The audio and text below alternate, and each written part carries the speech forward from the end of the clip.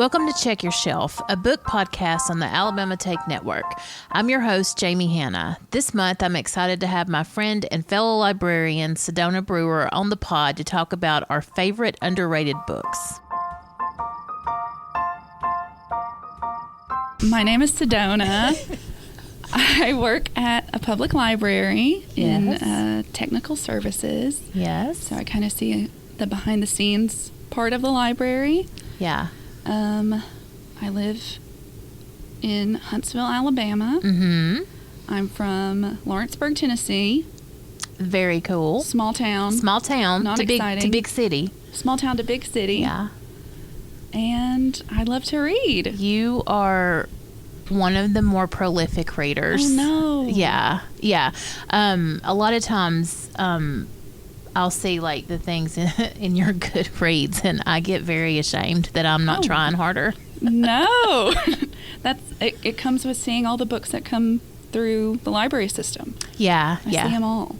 So, how many books do you think you read a month? Just a guesstimate. One. Lately, one. Yeah, I really am not that prolific.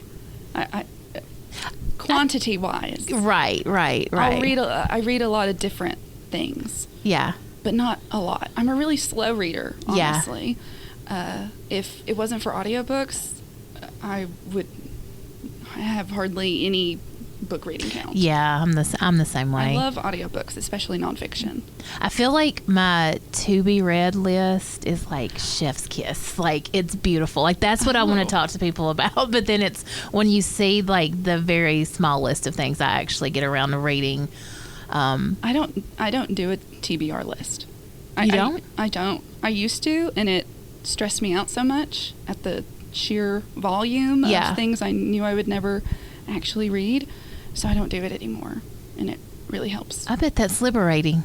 It is. I have no constraints. I can just pick up whatever, but I do own hundreds of books that I've never read. So I need to focus on what's in my home. I've talked on here before about what a mess my Goodreads account. Well, it was in a worse mess before I started this podcast, and I've cleaned it up a little. But I mean, I look at my to be read on there, and it's like every book I have walked by in a bookstore since 2011 is on that list. Like, I just feel like that's my archive. Like, that's what I'm going to go back to. And I have pulled, I want to say last year, one book from that to be read list, because with us being librarians, and like you said, we see all the good stuff come through, and we see the new stuff. Like, it's hard to run out of. It's very things. Distracting. That's why I don't read the books that I own. I just see them here. Just see them here. Yeah. My aunt the other day, I was talking to her about a book recommendation. She was asking for one. I was like, I bought that book actually. I was like, I have it in a hard copy of it if you want it. And she was like, you buy books? And I was like, oh, the shame runs deep. I'm like, there are library books. A book of the month is going to be its own podcast later this summer because of the severe addiction I have to stop that to book. Oh, it's awful. And then I still go to Barnes and Noble. This last month I went to Barnes and Noble to buy a book of the month book that I did not put in my box. Like, I still got the 3 books because that's the maximum you can get monthly from book of the month. And then I still was like, wait, I should have gotten this one too. So then I went to Barnes and Noble. The 3 book of the month books come in and are still sitting on my bedside table, but I'm reading the one that came from Barnes and Noble. It's like there's no rhyme or reason to it. It's insane.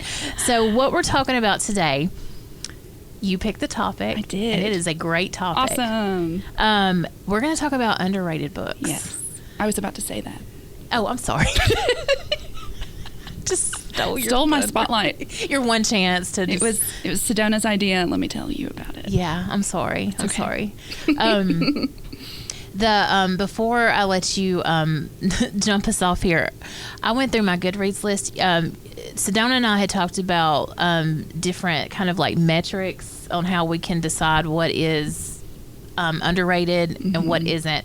And she had suggested that we read books that have fewer than 5,000 ratings on Goodreads. Yes. Is that what you said? Yes. I went through books I have read for the last like 7,000 years, and nothing had fewer than like 40,000. Like, I think I'm only reading, I think because I don't read as much as I want to, I'm careful when I do read, and I'm reading more and more popular stuff lately. So I had like nothing. So anyway, good thing we tossed that out. I also went through my list of books that I've read, and none of the fiction books that I liked had less than 5,000 reviews. You know, there were some outliers in there, but I didn't particularly like them, so I don't want to talk about them. But I do have a couple of nonfiction. Oh, that were less than 5,000. Okay, well, let's start with ratings. those then. I want to hear what those were. Okay, so I think I listened to both of these. Yeah, in the last couple of years. The first one is A Fatal Thing Happened on the Way to the Forum. It's Murder in Ancient Rome. I just realized I forgot to get the author's name in there. No author. No. Shame. Shame. No, we're a bunch of Googlers on this podcast. It's fine. I wrote this book. So it's A Fatal Thing Happened on the Way to the Forum. Yes. Murder in Ancient Rome. And you said it was nonfiction. Can you give us like a little plot scenario? So it is about the prolific nature of violence, I guess, in ancient Rome, and how society then revolved around killing as entertainment, but also how murder as a crime was kind of formed in law. And so she kind of switches back and forth, the author, from ancient Roman murder and violence and what effect that has had on today's murder and violence. And it's a hilarious book. It made me laugh out loud a couple of times because the author is just a very good writer. And any nonfiction book I read has to read like a novel. Yeah. You know? And I think that's when people say they don't like nonfiction, they just haven't read the right nonfiction. Yeah. So for people that don't love nonfiction, I recommend this one and the next one I'm going to recommend. Okay. But I mean, it was an entertaining read. I'm sold. It's so good. Has a great cover too. Is that what made you did you see it and you were just drawn to the cover? Yeah. It's pink. Okay. It's a very good cover. Okay. Yeah. So we have no author, but I'm sure we can all Google it. Also, I'll put it on the Check Your Shelf Goodreads. Okay. And the author's name will be attached and properly credited. I am so embarrassed. It won't be Sedona. So what's your next nonfiction? The next one is called Spying on the South by Tony Horwitz. He wrote Confederates in the Attic. I think it's probably his most famous book. But I love any book about the South, just growing up here. But Tony Horwitz, probably 2016, 2017, followed the trail of Frederick Law Olmsted. Frederick Law Olmsted. Epic journey across the American South in the 1850s. This man who later and during this trek was a famous architect. He actually designed Central Park, Frederick Law Olmsted. Okay. But he was just a very well-to-do man who traveled throughout the South and wrote about his journey. And, of course, back in the 1850s, he traveled by train, he traveled by horse. And so Tony Horwitz also did that.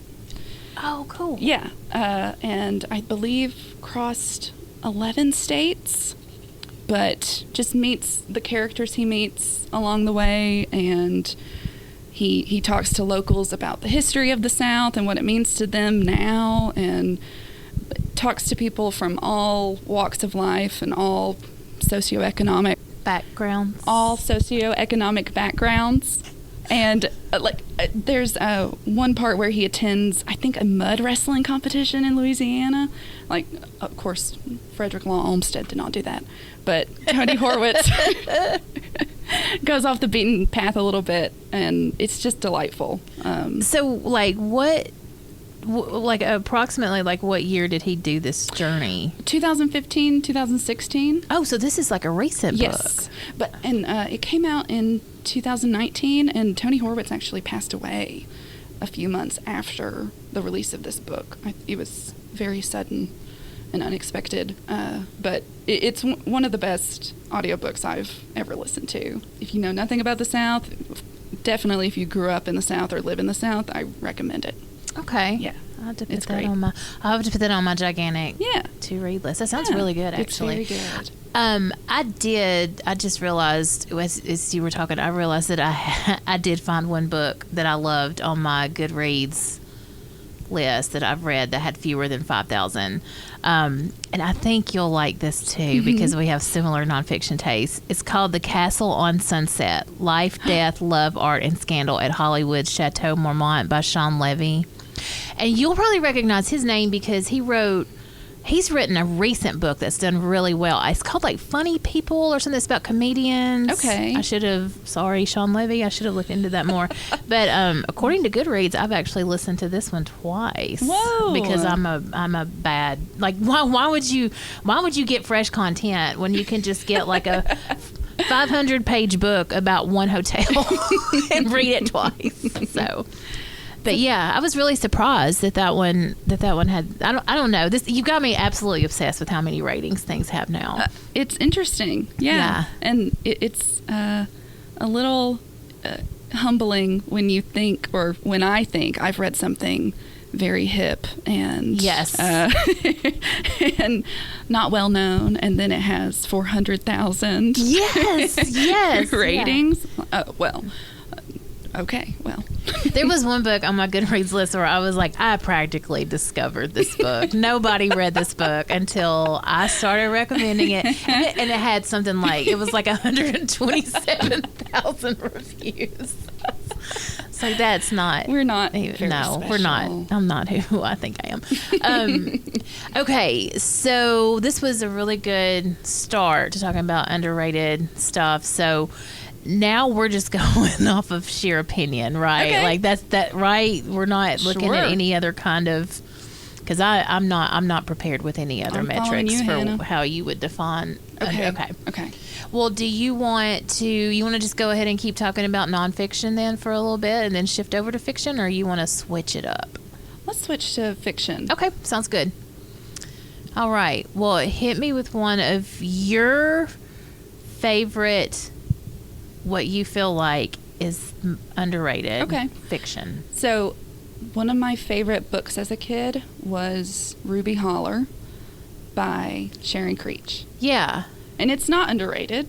It's very famous. She's very famous. She wrote Walk Two Moons. She was my favorite author as a kid, and in fact, it's kind of made me fall in love with reading, especially Ruby Holler. All her books are just kind of about the magic of everyday life. Nothing extraordinary happens in them. They're children's books, I must add. But like they're juvenile fiction, like they're chapter books. Yes, yeah. Definitely upper elementary school age, I'd say. But I still love those books and have read them many times. And she made me fall in love with reading. I think adults would enjoy it too because it's fantastical in the sense of just enjoying the everyday. Yeah. And finding adventure in the everyday. And her books have really colored everything I read now and kind of how I see the world. That's so cool. So Sharon Creech, I love her. So would you say that you would consider her underrated now because of like maybe when that book was written, like it's kind of fallen out of vogue, or are there? I think so. I've never found another Sharon Creech fan. Okay. You know? Yeah. People have heard of a couple of her books, but I could really talk about her for hours. This is one of my favorite books. Okay, so I did a book club several years ago at a diversity center, and it was for young adults. So it was like teenagers, and I led the book club, and I don't know, like go in with like these preconceived notions of what I thought people wanted to read based off of the New York Times Young Adult Bestseller list. Right.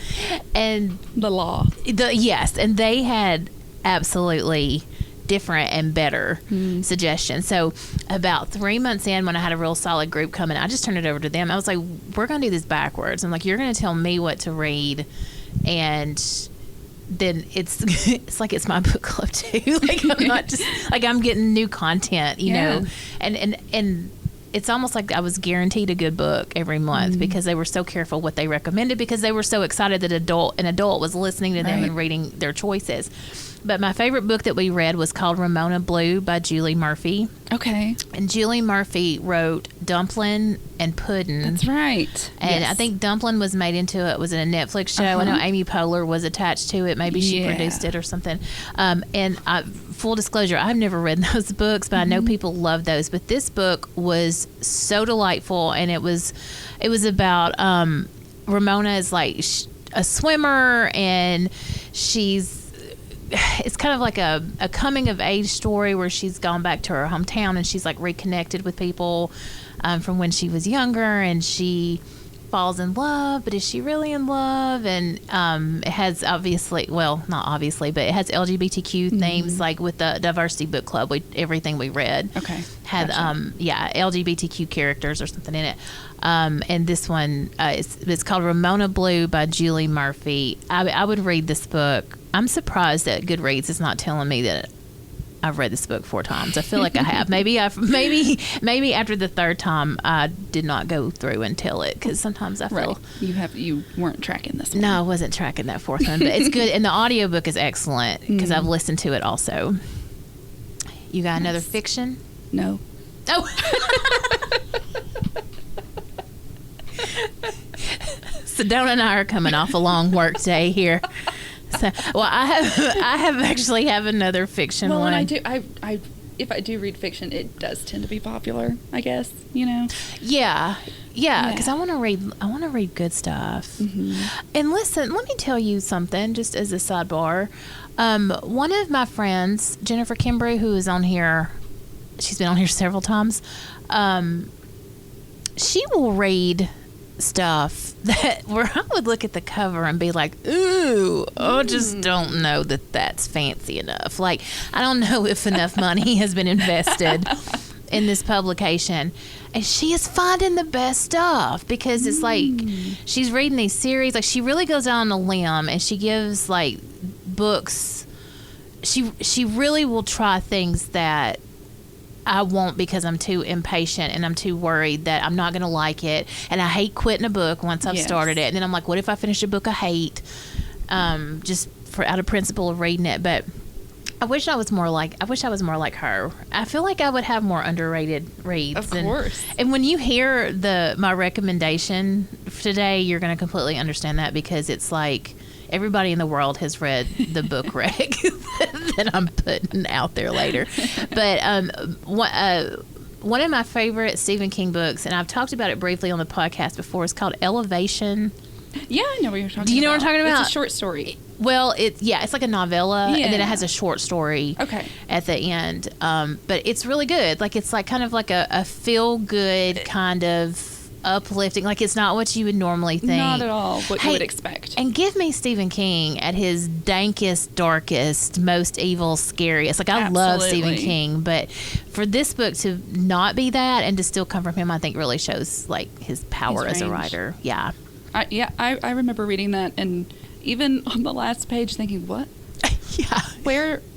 Where is the horror? Yeah, it was so good. But it is good. It seems like that short story at the end kind of filled that gap. I think it was pretty scary, but okay. Well, that's a pretty good list we've got of underrated books. So I'm interested to see what our listeners' favorite underrated reads are. I know. That's what I want to read. Yeah. Buried treasure. Yeah. I do go for the nice cover. Yeah. Everybody's talking about, especially with fiction. Right. Just, right. Because I like some niche nonfiction books, so I will find some, diamonds in the rough. But with fiction, I'm not really on the lookout for kind of indie books. I guess more indie books. I just see the more popular ones. Or they'll start out as indie, and then the next thing. And then Reese Witherspoon. Thank you. Puts And then her she brand gets it, on and then I will read it. Thank Yeah, you. yeah. That's what happens. Yeah. Well, do you want to stick around for the next segment and talk about what are we going to talk about? Book news and Book do some news? recommendations because I need more from you before you leave. Yeah. Okay. All right. Well, Oh, we will be right back. And we're back with Sedona. We've been talking about underrated fiction and nonfiction, and now we're going to move on to book news. We've got some big banned book news. Good news. Good news, Good finally. news. Librarians love it when the banned book news is good because it very rarely is. Yes. That's an oxymoron. It really is. So Book Riot has reported that Illinois is the first state to ban book bans. Yes. So they are saying that per the bill, the $62 million of funding that goes to the state's libraries will only be eligible for said funding if they, quote, adopt the American Library Association's Library Bill of Rights. Holla! Can That's you believe that? amazing. Yeah. It Or belongs everywhere. it really does. It really does.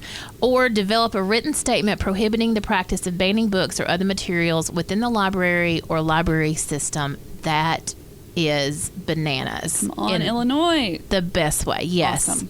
Yeah, that is so good. That's such good news. Yeah. Because we've just been overrun. Yeah, it gives with me. such bad it news. gives me chills Yeah. because I've sort of ignored some of the bad news. Just Right. because, what can you do? But Well, be sad about it. Right, and as librarians, I feel like every day we do everything that we can do to kind of, try to work on that issue. But yeah, it gets overwhelming. Yes. Yeah. So yay, Illinois! Way to go, Governor And Pritzker. Yes, Shout out. Governor J.B. Pritzker, you were awesome. Yes. And then, and this is very exciting. The do you remember during the pandemic? Was it during the? I'm going to tell this. I have talked about this on 3 different podcasts, and every single time I have given misinformation about it. When you read the Casey Wilson book. Oh my during god! the pandemic. Oh my god! I thought you were kidding when you said you were going to bring that up. No, it's been on my mind all week. The most underrated nonfiction memoir in American history. There you go. The Wreckage of My Presence by Yes, Casey Wilson. It's on every list for you. Really, every display. Yeah, every display. You just carry a copy around. Well, I have it ready. It's like there are several displays up here in nonfiction, and it's applicable to many. So, but the Brooklyn Public Library. This was last year. I'm looking at the news story, and I just said it was during the pandemic. I guess we're always in the pandemic now, but. Okay, so there was a Brooklyn Public Library started an initiative that granted young people access to the digital collection to get them the banned book materials that were possibly banned in their schools. Yes. So now the Seattle Public Library is doing the same thing. Awesome. So if you are, let's see, between the ages of 13 to 26, you can get online, get a library card, and have access to all of their this is the Seattle Public Library people. Yeah. All of their digital Huge catalog. Yes, can you imagine? Man, that's wonderful. That's awesome. Yeah, it really is.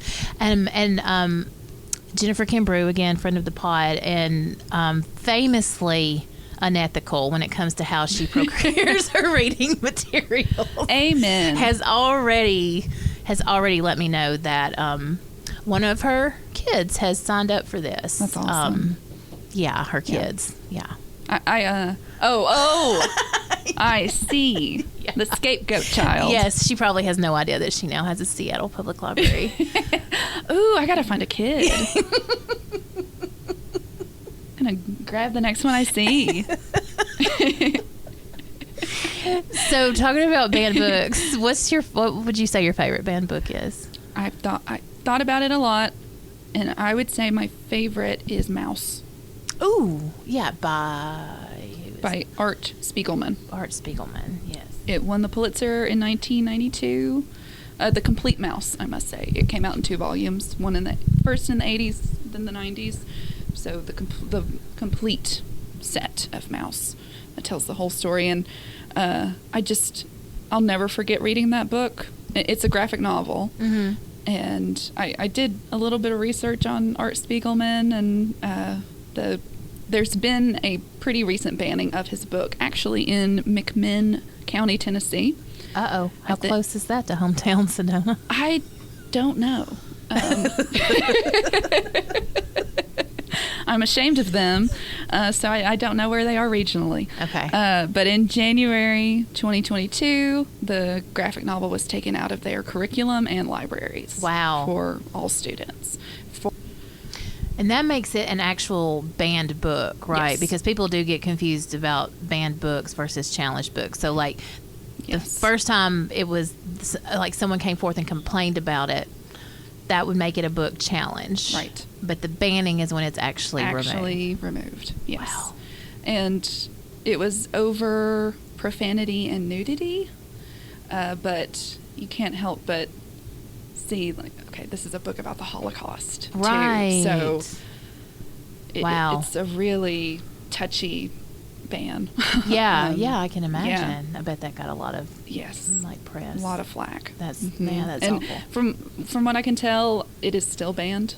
It was a little over a year ago, but because of that ban, Mouse sold 665,000 copies on Amazon, which was triple its number of sales the year before. I mean, I'm just saying. So it backfired saying. a little bit, as it usually does. As it oft happens. Yes. As it always does. People don't understand what they're doing. Yeah. Like, you're just making it more... Yeah, people are making it more desirable. Yes. As soon as you say you can't read something, people are going to read it. Like when Salman Rushdie was... Oh my gosh, yes. When he was attacked. Yes. Probably a year ago now. Yes. His book sold out on Amazon. Yep. They couldn't keep it in stock. I mean, it just... It makes them more juicy. And when I was a kid, it's so funny you brought up Salman Rushdie. The first book banning situation that I remember was when he wrote and published the Satanic Verses. Yeah. So there was a whole thing going on about that didn't even have to do with book banning, but right. It was the 80s, and I think I'm almost 100% sure it was the 80s because I was so young, but people heard the title of the book, freaked out, of course, and was like, okay, so this is obviously Anton LaVey's Bible that he is teaching with, and it was a novel, it wasn't even right. Yes. So as soon as I was old enough, to check out, to move over to the adult section, which, granted, we're librarians, it's always way earlier. Yes. We're sneaking over there way Absolutely. earlier than other people, I think. But I checked out the Satanic Verses and read it, and I was like, what is the deal? Right. It was crazy. But yeah, I read it. And I think it's still, like you said, it's still happening today. Yes, absolutely. Yeah. Okay, well, I'm glad that we got to talk about happy book banning things. Yes, and everyone read Mouse. If you haven't read Mouse, yes. It's a harrowing read, but it's really important. It's important, and it's also really graphically interesting. Yes. It was the first graphic novel I ever read where I was like, this is different. This is not what I usually envision. Yeah, well, when I was looking stuff up about Spiegelman, and those books really paved the way for graphic novels now, especially graphic memoirs or nonfiction. Yeah. He really set the stage for the genre. I could see that. Yeah. Spiegelman's Mouse really paved the way for graphic memoirs today, because his is a memoir based on interviews that he had with his father, who survived the Holocaust. Mm-hmm. His mother also survived the Holocaust, but I don't think was alive at the time that he started the book. So it's him learning about the Holocaust through his father's eyes, and there's just so much depth to it once you actually not only read the book and see the images, the difficult images, but if you read anything about it, it's really something. Yeah. I recommend it to everybody.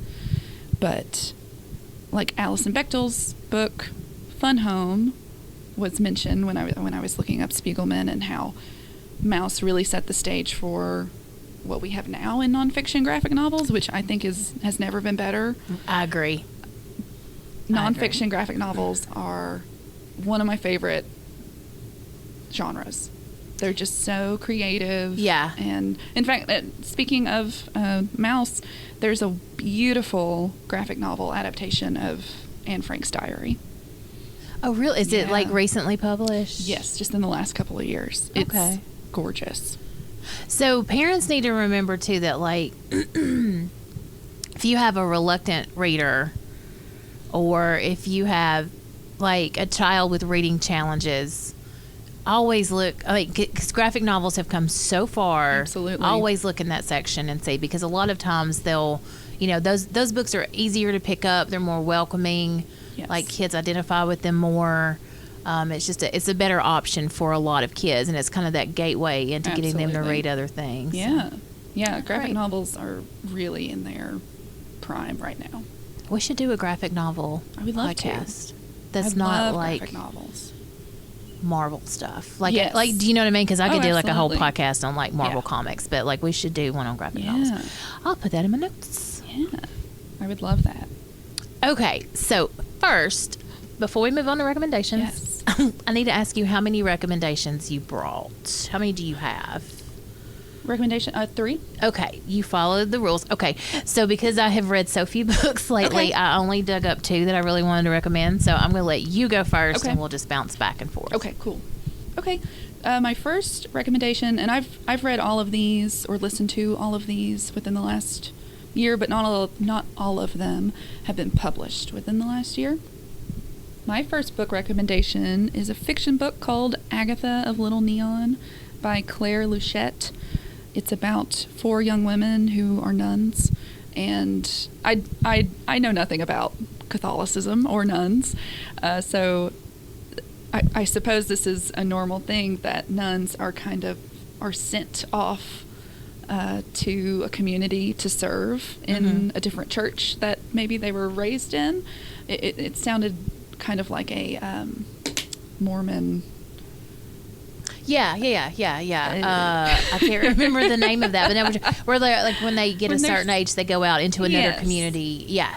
Okay, so like that, to serve and to speak to the community. So they're sent to this very small town, and are working with a group of people in a rehabilitation center, and I think what a fiction book has to have for me to enjoy it is just a bunch of characters, a bunch of different types of characters. Books like this that have a lot of characters kind of remind me of working in the library, just working with everybody. Yeah, all different humanity. Yeah. It's humanity. It's everybody from every walk of life. And this book, every character, small or main character, has their own very unique life and personality, and it made me cry, this book. It's just it's sweet, I wouldn't say dark, but it gets deep. It's just lovely, and I listened to it, and it's not a very long book. I'd say the audio was like 6 hours. Okay, nice. I love the short audio. I love short books. I do too. I love short fiction books. It's kind of like, nowadays movies are all 15 hours long. Yes, yeah. If I see a movie that's an hour and a half, it's usually a really good movie. Right. Because they've had to cut all the fat out to fit it, Yeah. So they only put the important stuff in. Yeah. So that's how I feel about fiction books, at least, that are short. I usually lean towards those because I'm a slow reader, for one thing, but I just figure, and I'm usually correct in thinking that it's a better story. Yeah, I've never thought of it that way, but I think you're right. I think I completely agree with that. And go ahead. Sorry. Well, sometimes I like a sweeping narrative of a description of every tree in a scene. Sometimes I like that, but I just want a good story. Right. So where did you hear about that book? I think I was scrolling through Libby. Okay. Libby, plug it. Plug it. I'm going to plug Libby. Shout out Libby. It's a free app you can get with your library card. Yes. It's free audiobooks and ebooks, and that's what we were talking about with Seattle's digital collection. That's Libby. It's Libby, basically. It's access to their Libby. Yes. Awesome. Yeah. Okay. Yeah. So, Agatha of Little Neon. I just saw, I think it had good ratings, and I saw it wasn't a very long book. So I just tried it. It also has a great cover. Cool. Well, the first book I'm going to recommend is it's a little thing that no one has read. Nobody has heard of this book. Okay. That's a bold statement. I'm breaking some news here. Like, you're going to want to run to your bookstore and hope they have it in stock because it's so rare. It's called The Last Thing He Told Me by Laura Dave. Have you read that book? The Last Thing He Told Me. It's a Reese book, Reese Witherspoon book. They is were currently. You being sarcastic? Oh, I was being real sarcastic. Yeah, this is the one I was talking about earlier, and I was like, wait till you hear my underrated recommendation. No, you could have. As soon as you said Reese, I realized you were being sarcastic. Oh, yeah. But other than that, I kind of figured that you would have read this one, honestly, because you're always a step ahead of me on the really good, like, kind of suspense type things. But I do enjoy suspense. It's really good. It's super good. They've made a TV show. Reese Witherspoon has produced it. It's on, I think it's on Apple Plus. I think wait, is it? It's on something we subscribe to specifically to watch this show. The show is really good. It follows the book really closely, which I was happy about because I had a real bad experience with Daisy Jones and the Six, and that's going to be another podcast when I heal a little more. But the book is so good. Like, I could not put it down, and it's real hard for me to find a book that I can't put down because I can always, with ADD, like, find 7 other things to do and to think about. And also, I will just switch back and forth between books. That's a big thing that I do. And this, I read the whole thing pretty much over a couple of days until it was finished. So good. That's a great recommendation. Jamie Lannister plays, he's in the show. And he's a great actor. He's great. And completely, terribly ugly. So hard to look at. What? Oh my God. What? Every sarcastic remark is just passing me by. Well, you're not I just realized you're not a Game of Thrones person, are you? I have read every one of the books. Did you watch the shows? Yes. Oh, okay. Well, then I don't have any other excuses for you. So that was The Last Thing He Told Me by Laura Dave. You've probably already read it if you're listening to this podcast because I'm way behind on this train, but it was super, super good. Or if you cannot pick up on Jamie's sarcasm, like the person sitting across from her, maybe you haven't heard of it. I was going to say, too, when you said you read it in one sitting or you couldn't stop thinking about it, I will stop a book if I don't like it. I usually give it 50 pages, and if it hasn't captured me, I put it away. That's a good rule. Yeah. But if I'm thinking about it, when I'm elsewhere, when I'm not reading it, I know it's got me. I know it's a good book. Have you ever, read a book, finished it, rated it on Goodreads, and then after thinking about it for several days, gone back and altered the rating? Absolutely. Okay. I also no longer rate books on Goodreads. Oh. Yeah. I don't give them ratings. I just mark them read. Wow. Because I do that so often. I change my mind so often. Yeah. My Goodreads is pretty bleak. That is, wow. I think the reason that's so, mind-boggling to me is I use that as how I know what to reread because my 5-star rating on Goodreads means I will reread it. Okay. I would like to reread it. And because I'm a rereader, I need that list handy. Yeah. I'm not a rereader. I didn't know that about you. I'm not. I have reread, 2 different books. One of them's Lolita. I've read that a few times. And We Have Always Lived in the Castle by Shirley Jackson. I've never read that. It's excellent. I need to read it. It's short. It's a short one. It's a short one. Yeah. Put that on my list. Well, what's your next recommendation? My next recommendation is Hamnet by Maggie O'Farrell, which is definitely not underrated. I think it's actually going to be a play in London, at least. It's become a stage play. But it's about the life, well, not really the life, but the marriage and family of William Shakespeare. So it switches back and forth from the time William Shakespeare met his wife, Anne Hathaway, to the present, quote unquote present, which is during the plague in which one of his children passes away. And his child named Hamnet, his son, passed away from the plague, and he then wrote Hamlet to kind of work through his grief about it. And I knew nothing about this. I know nothing about. So this is a Shakespeare. nonfiction book? No, it's historical fiction. This is historical fiction. Yes, and it's really, it is so well written. It's a beautifully written book. It's never explicitly said, like, William Shakespeare, the great playwright. I don't think he's even named. Oh, wow. In it. And then his wife, who is Anne Hathaway, she's called Agnes throughout the whole book. And I had to do research later because I thought he wasn't married to an Agnes. But apparently on her birth certificate, she's named Agnes. Oh, that's interesting. Or it's something her father called her. Yeah. So there's a connection. Yeah, so it is very subtly about William Shakespeare, though it is totally based on meeting Anne Hathaway, falling in love, having this very passionate romance, and then they had twins and another girl, but then it's about not the unraveling of their marriage at all, but just the rough patches that it went through as he was becoming a famous playwright. He was living in London trying to get his stuff on stage, while Anne Hathaway, was at home with the children. But then it culminates in the writing of Hamlet. Okay. It's very good. And tell us it's called Hamnet. And who's the author? Maggie O'Farrell. How'd you find that one? I'm going to drive you crazy with this question. It was very popular when it came out. Oh, it was? Okay. I just remember seeing it everywhere when it first came out. And I don't usually lean into historical fiction. If I'm reading fiction, I like contemporary. Yeah, me too. But this one, I think I got an arc of it. Yeah. Okay. And what's that for people?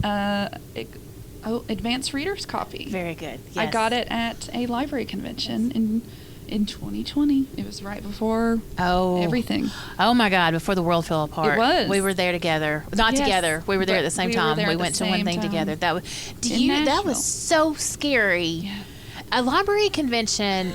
Just to go on a tangent, I had no concept of how huge a national library convention could be until we went. This was the Public Library Association convention of 2020. Yes. Is that right? And it was the end of February and wasn't locked down like March 14th. It was like 2 weeks later. 2 weeks later, yeah. It was we are lucky we are not dead. Yeah. We were shoulder to shoulder. Yeah, everyone in there, I'm sure, was horrified. It's so crazy, like, looking back on the before times now and being so strange. Well, and it's the room full of librarians, so everybody had researched the text and knew what was coming, and we all still but all the free books. That's true, yeah. Yes. So this was a book I had since 2020. Okay. And I'm trying to get rid of all the books I own. Not rid of them, but read through them. To see if I like them or not. So that was one of them, and I loved it. And she has another one, I believe that came out last year. It's historical fiction too, but has nothing to do with the same, I think it's not even set in the same century, but it's called The Marriage Portrait, that I own now and do want to read because just the writing was gorgeous in Hamnet. Okay, I'm going to check into that. Yeah. I'll take your word for it because I'm not usually a big historical fiction Yeah. person either, but that sounds really interesting. Mm-hmm. Sounds really interesting. So my next recommendation is this is so hilarious that this is another gigantic blockbuster bestseller. I started Dune by Frank Herbert. Bless your heart. Have you read it? I attempted it. Well, I was like laying in bed and I was like, I should start a book. I wanted to read that. I was reading something, but I wanted like a shorter thriller. Okay. So I look over on my bedside table and I start reading Dune. None of that made any sense because it was the polar opposite of what I thought I was wanting to read. I got so sucked in, so I'm not finished with it yet, but so far I like it. And I thought, I'll get caught up before the second movie comes out. But this thing is it's huge. A brick. And I guess I wonder, I haven't seen the movie. I went into this knowing very little. Actually, I take that back. I saw the original movie when I was a teenager on VHS because I'm so old. But I haven't seen the new movie. And do you know if is the second movie based off the second book, or are we still dealing with the first? I do not know. Actually, I'm not sure where the narrative ends for the first book. I'm going to have to... But it is definitely cuts at the end in the middle of a scene. Oh, maybe it's the middle of this book. Good, maybe I'm reading two movies is what you're saying. I hope so too. But I do not know because I stopped reading that book. Okay. Okay, well, we'll see how it goes. There weren't enough sandworms in it. Were there not? No. I wanted more sandworm action. Okay. I'm sorry. I'll be prepared for that. Spoilers. Not enough sandworms. So what's your last recommendation? It is a nonfiction called The Indifferent Stars Above by Daniel James Brown. Okay. And it is about the Donner Party. Oh, yes. Yes. Yes. I thought it was going to be a pretty feel-good, uplifting self-help Not thing. at Then all. you said Donner Party. It is oh my the God. opposite of that. So is it set up like a true crime novel? I guess I could shut up and just let you tell us about it. Well, it's that's probably, I guess that's kind of what drew me in, was just the salacious, of course, everybody's like, ooh, the Donner Party. But this book made me cry so much because it put such a human faces. It gave everybody in the Donner Party who faced just the worst thing I've ever heard. Right. Actually. Right. It's horrifying and so sad. So sad. I'm going to have to read it. And I recommend it. I recommend it to everyone. You're going to cry so hard. Read it. It's great. You'll be devastated. I knew you were going to bring the noise with these book recommendations. These are excellent. I want to put Dune down right now and start reading. Put Dune down. I do not recommend Dune. I'll say it here first. So you canceled out my book recs, I guess. If I'm recommending it and you're like, no, don't. No. Shh. Please listen. Yeah, I was hoping, before I realized we were doing this part of the podcast, I was hoping I'd be able to talk about it for underrated books, but it is not. I mean, it has a couple of hundred. It has more ratings than an underrated book would, but still not enough. It is still, and that has. I haven't read any other full-length books about disaster stories like that. Right. Yeah. But it's gotten me listening to podcasts about tales of survival and stuff, and I have moved away from true crime. Mm-hmm. It bothers me a little bit more than it ever did. Just how big the genre has gotten. Yeah. Bothers me a little bit as entertainment. So this is kind of a step down, perhaps, right, of a salacious tale of murder. It is a harrowing tale of death. And give us the name and author again. Am I selling it?